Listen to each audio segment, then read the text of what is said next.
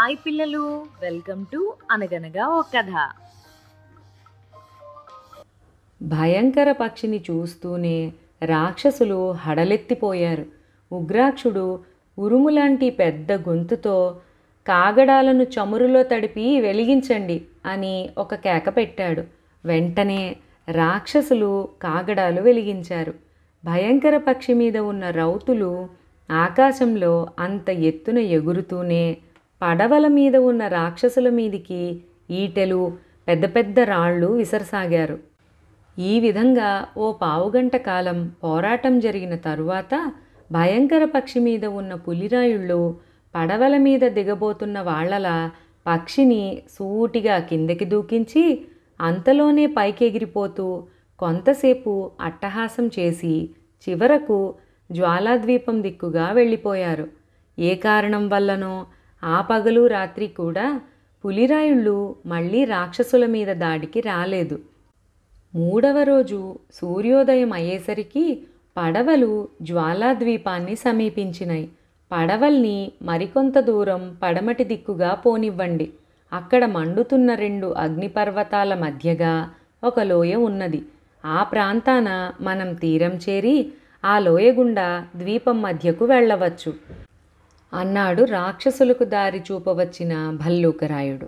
భల్లూకరాయుడు చెప్పినట్లే పడవలు తీరాన్ని అంటిపెట్టుకుని మరికొంచెం ముందుకు వెళ్ళేసరికి 2 అగ్నిపర్వతాల మధ్యగా పొడవైన లోయ ఒకటి కనిపించింది.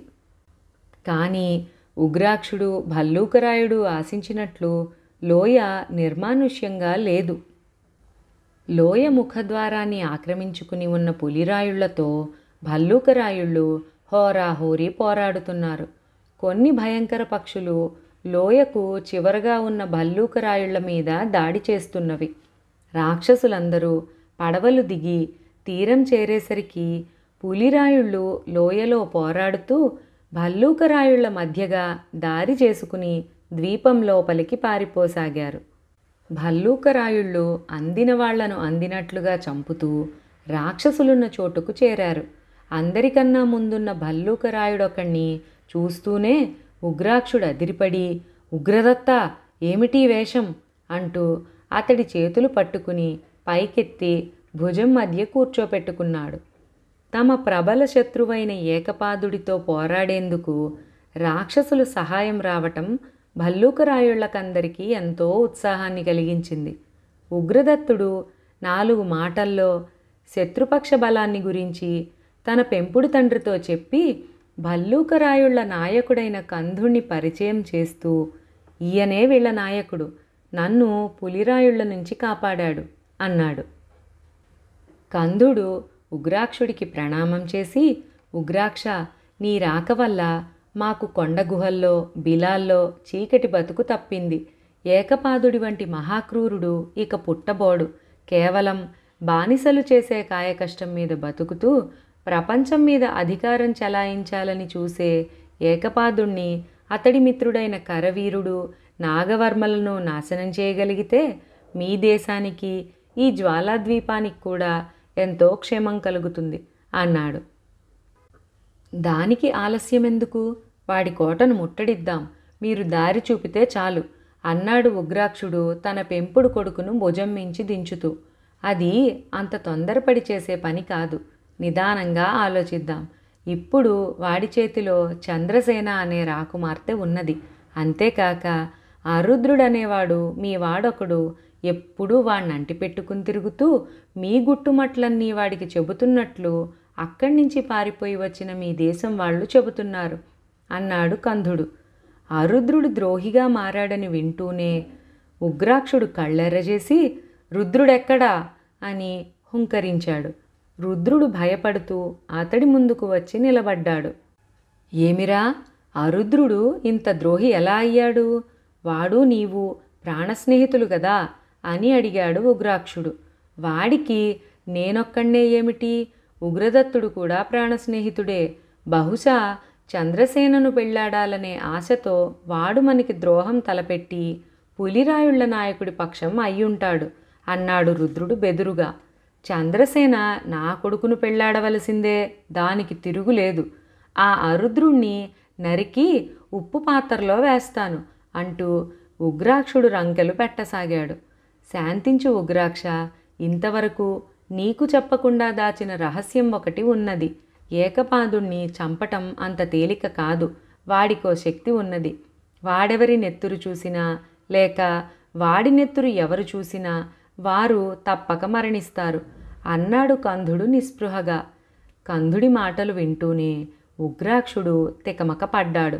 అతడికి వెంటనే ఆ మాటల భావం అర్థం కాలేదు. కానీ ఆ అర్థం స్ఫురించగానే అతడు నివ్వెరపోయాడు. కందా, ఇలాంటిది నేనెక్కడా వినలేదు. అయితే ఆ ఏకపాదుణ్ణి నెత్తురు చిందించకుండా చంపటం ఎలాగా అన్నాడు. మనలో కొందరు చావటానికి సిద్ధపడాలి. కొండ శిఖరాన ఉన్నవాడి కోటలో జ్వరపడటం పెద్ద సమస్య కాదు. మనకు కొన్ని భయంకర పక్షులున్నవి కనుక శత్రువులు మనను వాటితో అడ్డగించలేరు. నీ బంట్లలో ఒక్కొక్కడు 100 మంది పులిరాయుళ్లను అవలీలగా చుట్టచుట్టి దూరంగా పారవెయ్యగలడు.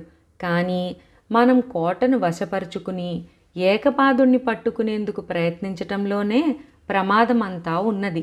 వాడు కత్తితో శరీరం మీద కొన్ని ఘాట్లు పెట్టుకుని ఎదురయ్యాడంటే మనలో ఒక్కరు కూడా ప్రాణాలతో అక్కడి నుంచి తిరిగి రాలేం అన్నాడు కందుడు. వాడు చాలా బలవంతుడు కూడానా అని అడిగాడు ఉగ్రాక్షుడు. బలవంతుడా? చిచ్చి, వట్టి అర్భకపు వెధవ. పైగా ఒంటికాలువాడు. చేతికి దొరికితే 10 ఏళ్ల కుర్రవాడు వాణ్ణి కోటగోడల మించి కిందకి దొర్లించవచ్చు అన్నాడు కందుడు. అయితే నా బంట్లలో కొందరు చావటానికి సిద్ధపడతారు. మనం వాటి కోటలోకి వెళ్ళిన తరువాత వాడెక్కడున్నాడో చూస్తూ ఒకడు ముందుకు నడుస్తూ ఉంటాడు. మనమందరం తలలు ఎత్తకుండా నేలవంక చూస్తూ వాడి వెనకగా నడుస్తాం. ముందున్నవాడు ఆ దుర్మార్గుణ్ణి చూస్తూనే ఎక్కడ ఉన్నది కేకపెట్టి చచ్చినా పర్వాలేదు.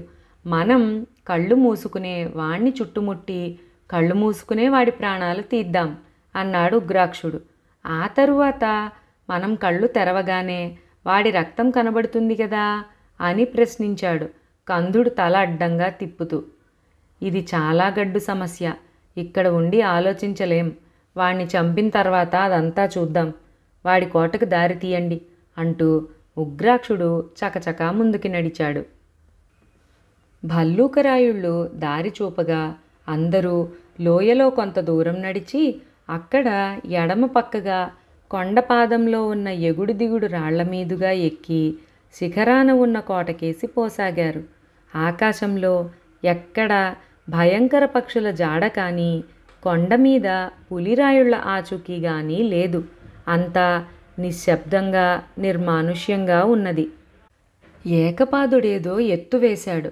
శరీరమంతా నెత్తురు చేసుకుని హఠాత్తుగా వాడు కోటగోడ మీద కనిపించి మనను చంపాలన్న పథకం వేసి ఉండొచ్చు అన్నాడు కందుడు. ముందు నడిచేవాడు తప్ప తతిమ్మ వాళ్ళెవ్వరూ కోటగోడలకేసి చూడకండి అని ఉగ్రదత్తుడు కేకవేశాడు. ఆ విధంగా అందరూ కోటగోడలను సమీపించేసరికి వాటి మీద ఏదో కలకలం వినబడసాగింది. అయినా ఎవ్వరూ తలలు ఎత్తలేదు. కొద్దిసేపటికల్లా గోడల మీద నుంచి ఏకపాదుడి గొంతు కంచులాగా మారుమోగింది. ఇదిగో అందరూ చూడండి, సుదర్శనుడి కుమార్తె చంద్రసేనను ఇంత ఎత్తు నుంచి అమాంతం కిందికి పడవేస్తున్నాను అని.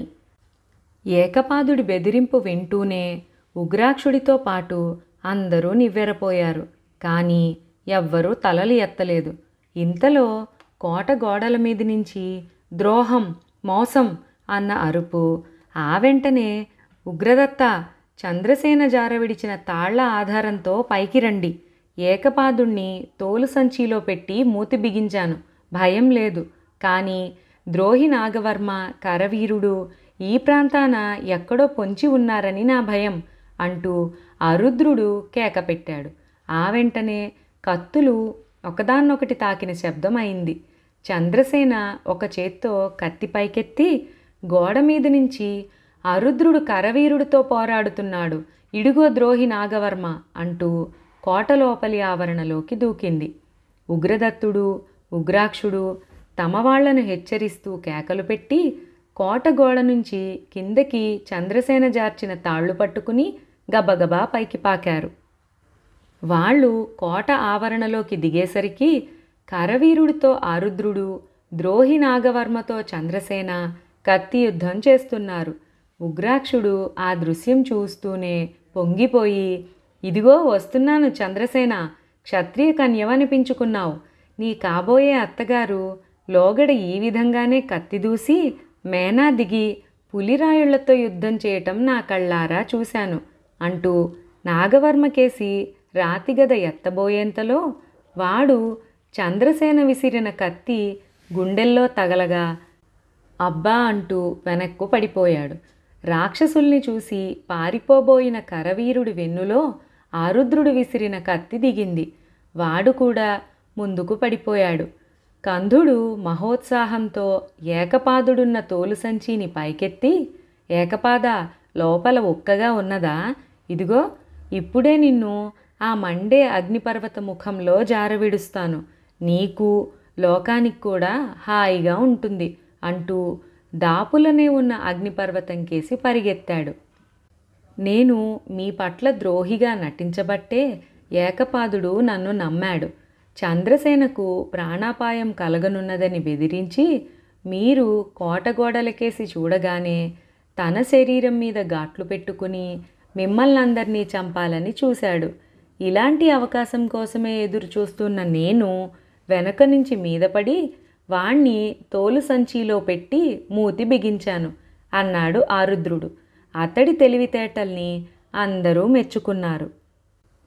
ఉగ్రాక్షుడు, ఉగ్రదత్తుడు, చంద్రసేన తమ పరివారంతో కలిసి తమ దేశం చేరగానే చిత్రసేనుడు, సామంతరాజు సుదర్శనుడు పొందిన ఆనందం అంతా ఇంతా కాదు.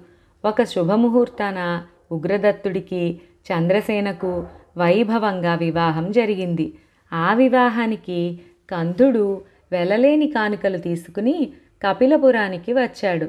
ఉగ్రదత్తుడు తన మామగారైన సుదర్శనుడి సామంతరాజ్యానికి, తన పెంపుడి తండ్రి అయిన ఉగ్రాక్షుడి అరణ్యసీమకు రాజై చాలా కాలం సుఖంగా రాజ్యపాలన చేశాడు.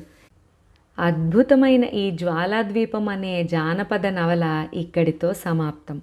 మరొక మంచి కథతో మళ్ళీ కలుసుకుందాం.